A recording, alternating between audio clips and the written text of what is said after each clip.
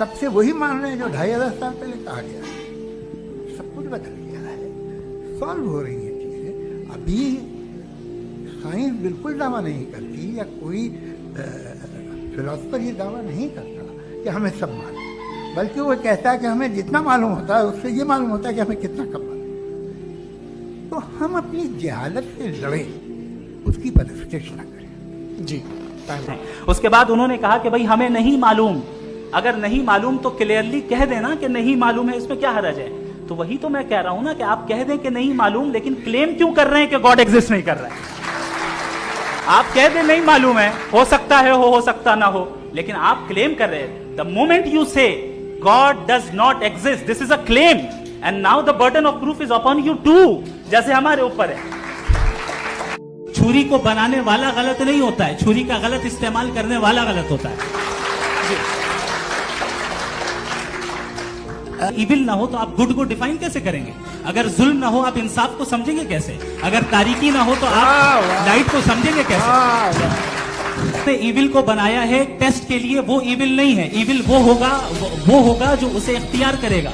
छुरी को बनाने वाला गलत नहीं होता है, छुरी का गलत इस्तेमाल करने वाला गलत होता है।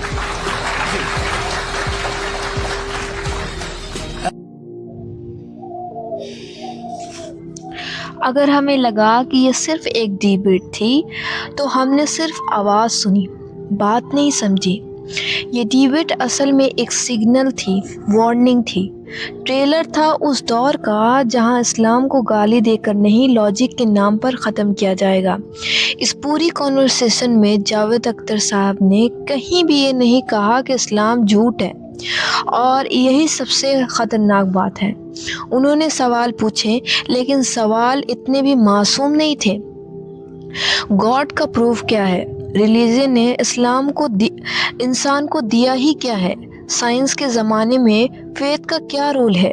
सुनने में बहुत सीधी बातें लगती है, लेकिन असल में ये सवाल नहीं है, फ्रेमिंग है। इस फ्रेमिंग का मतलब ये है कि जब तक कोई चीज़ लेबोरेटरी में प्रूव ना किया हो वो बेकार है। जब तक कोई चीज़ ह्यूमन रीज़न के नीचे ना आए वो आउटडेटेड है। और यहीं पर दीन को कॉर्नर में ढकेला जाता है। ये फितना तलवार लेकर नहीं आता, ये फितना चिल्लाता नहीं है, ये फितना इंग्लिश बोलता है, काम होता है, कॉन्फिडेंट होता है। और जो मुसलमान तैयार नहीं होते वो इसे इंटेलेक्चुअल बात समझ लेते हैं। फिर धीरे धीरे उसके दिमाग में एक ख़याल बैठ जाता है कि शायद रिलीजन सिर्फ इमोशनल सपोर्ट के लिए है, शायद गॉड एक कॉन्सेप्ट ही तो है, शायद साइंस ही अल्टीमेट ट्रुथ है। यहीं से ईमान टूटता नहीं, घिसना शुरू होता है। अब ज़रा मुफ्ती इस्माइल नदवी को देखें तो उन्होंने ये कोशिश ही नहीं कि सामने वाले को डिफेक्ट दिखाया जाए। उन्होंने ये किया कि सवाल की बुनियाद को एक्सपोज किया। जब कहा गया कि प्रूफ दिखाओ तो उन्होंने ये क्लियर कर दिया कि हर हकीकत माइक्रोस्कोप के नीचे नहीं आती। साइंस चीज़ों को मेज़र करती है लेकिन डिसाइड नहीं करती कि ज़िंदगी का मकसद क्या है। अगर सिर्फ वही चीज़ सच होती जो प्रूव हो सकती है तो फिर इंसानियत, अखलाक, मोहब्बत और इंसाफ सब बेकार हो जाते। ये जवाब सिर्फ कुरान का नहीं था, ये सोच का जवाब था। और यहीं से एक और कड़वा सच सामने आता है कि अगर आज मुफ्ती इस्माइल नदवी साहब जैसा शख्स ना होता तो आम मुसलमान क्या करते?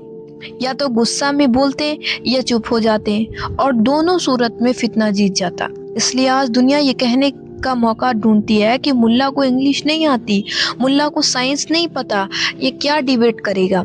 और अगर हमने तैयारी नहीं की तो ये बात सिर्फ ताना नहीं रहेगी, हकीकत बन जाएगी। समझ लो इस बात को, ये दौर सिर्फ कुरान याद कर लेने का नहीं है।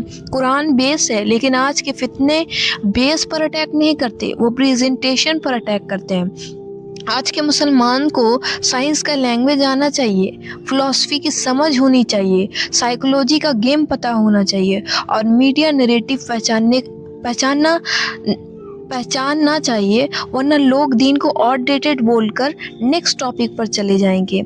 इस डिबेट का सबसे बड़ा मैसेज ये नहीं था कि गॉड एग्जिस्ट, मैसेज ये था कि अगर मुसलमान इल्म के साथ खड़ा हो तो फितना कितना भी पॉलिश्ड क्यों ना हो उसका झूठ नंगा हो जाता है, और अगर मुसलमान तैयार ना हो तो वो हक पर होकर भी झूठा कहलाता है। आने वाले दौर पर ज़्यादा डेंजरस है, यहाँ इस्लाम पर अटैक तलवार से नहीं होगा, सोच से होगा, और जो मुसलमान सिर्फ रिएक्ट करेंगे, समझेंगे नहीं, वो इस दौर में सरवाइव नहीं कर पाएंगे। हमें मुफ्ती समाइल जैसे इल्म वाले मुसलमान चाहिए जो कुरान भी जानते हों और दुनिया को भी, वरना लोग हमें सिर्फ ये कहकर डिसमिस कर देंगे, ये बस मान लेता है, सोचता है। तो अल्लाह पाक से यही दुआ है कि अल्लाह पाक इस फितनों के दौर में हमारे ईमान को सिर्फ स्ट्रॉन्ग नहीं समझदार बनाए, हमें सच बोलने के साथ समझने की ताकत भी दें, और हमें इल्म के उस दर्जे तक पहुंचा जहां कोई हमें झूठ को ट्रथ बनाकर बेच ना सके। व आखिरी दुआना अल्हम्दुलिल्लाहि रब्बिल आलमीन।